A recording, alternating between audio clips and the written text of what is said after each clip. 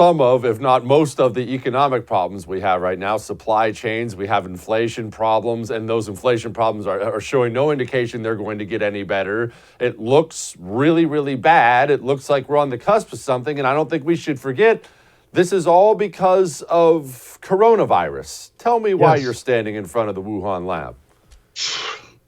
And remember what our problem is. It's not just inflation, it's stagflation, which is to say recession plus inflation. It's like the 70s, and we're reliving that or about to. Okay, this is the house that Tony Fauci built. And let me talk about within the context of the In Trump Time book. And the first time I saw Tony Fauci, it was in the Situation Room on January 28th, 2020. My antenna were on high alert because 16 years earlier, I'd written a book that said that the commies were going to create a viral pandemic and kill millions. I wrote that in a book called The Coming China War. So I go in that sit room. The president had sent me there to make sure the task force would support his decision to pull down flights from communist China, right? So I get in there, and there's like Mulvaney down at the end as the acting chief of staff. I love Pompeo, Secretary of State, but I had one of his hacks beside me, a real loser guy. Orville Redenbacher doppelganger, that was Redfield at CDC, a really bumbling bureaucrat. And Azar, the Secretary of Health and Human Services. I knew I was going to have trouble with all of them. What I didn't know was this guy sitting across from me, little round glasses on, and within a minute, I'm in a shouting match with this guy.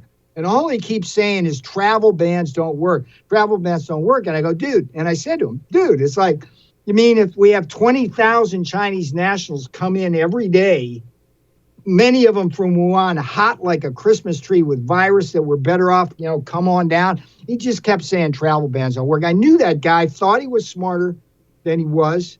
I also knew he was going to hurt the president. But here's where we get to this, okay? The big lie was not the lie Fauci told to Rand Paul in Congress about gain of function experiments going on here. The big lie was at the end of January, at the dawn of pandemic, and it was a lie of omission.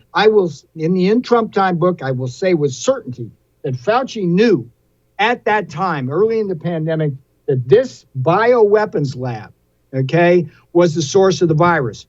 He received an email from a prominent Scripps research scientist that said flat out, this thing's likely genetically engineered. Fact one.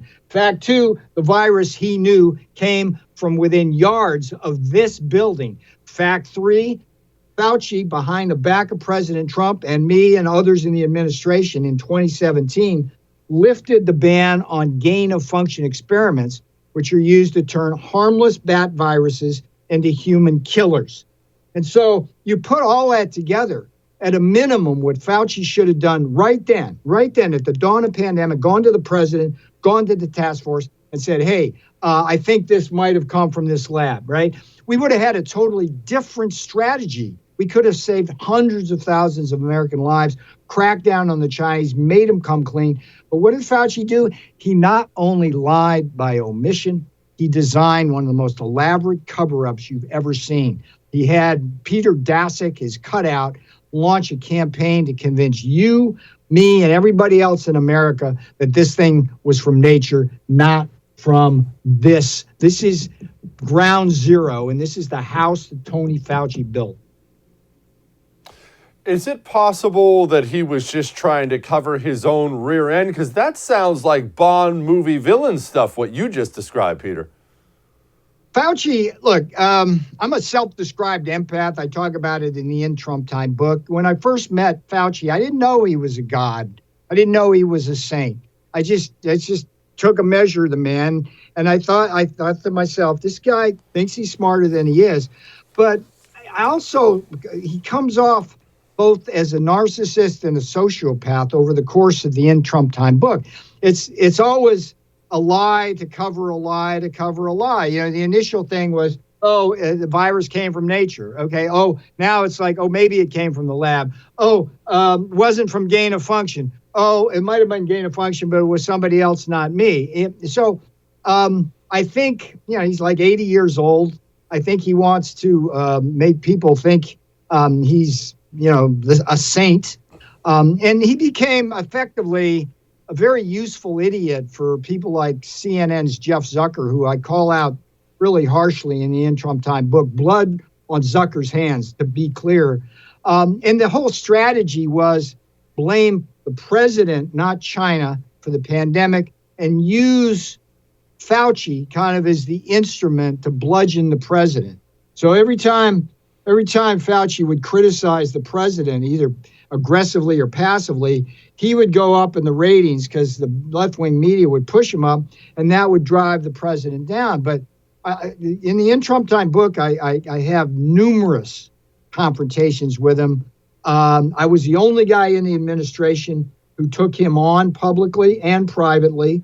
I urged the president to fire him twice. I almost got fired myself for taking Fauci on, but I was absolutely right every time I challenged him, and he needs to be gone. He needs to be fired. He needs to be in an orange jumpsuit at the end of the day, because this is the house that Fauci built. This is the Wuhan bioweapons lab where the pandemic has come from, and it's killed millions of people worldwide and cost trillions of dollars. Peter, why didn't Trump fire him? I've wrapped my mind around this. I've tried to wrap my mind around this a million times. The guy's famous for "you're fired," and he kept that loser on throughout. Why? Yeah, well, there's three reasons. First of all, I don't blame him for not firing Fauci. Who was I, right? I was the trade and economics guy. Never mind that his history would prove me to be a better scientist than Tony Fauci on all of this. So I'm the lone voice in the White House saying fire that SOB. And meanwhile, you had all the healthcare people, Azar, Redfield, Stephen Hahn at the FDA, Collins at the NIH, saying, no, you need to keep Fauci.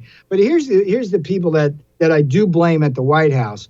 Mulvaney, as the chief of staff, was derelict in his duty, and the press people who were running the press shop, they were deathly afraid. They quaked in their boots that somehow if you fired Fauci, there would be blowback, and they couldn't manage the news cycle. And my view is like lance that boil. It's like Churchill on Hitler. It's like strangle that baby in the crib. And if we had simply done that and made Fauci just stay over in his bureaucracy and off television, it would have been a totally different story. And here's the thing. I mean, the importance about the In Trump Time book is that it's history. It explains historically how even as Fauci was lording over us, being St. Fauci, he covered this up. He knew that he was likely the cause of the pandemic. And to this day, he's out there telling 6-year-olds they need to get jabbed by a vaccine that shouldn't be let within 3 miles of any children. Hey, thanks so much for watching The First on YouTube. If you liked what you saw, go ahead and like and subscribe. You heard me. Like it, subscribe. You'll get a lot more of it and a lot more of me.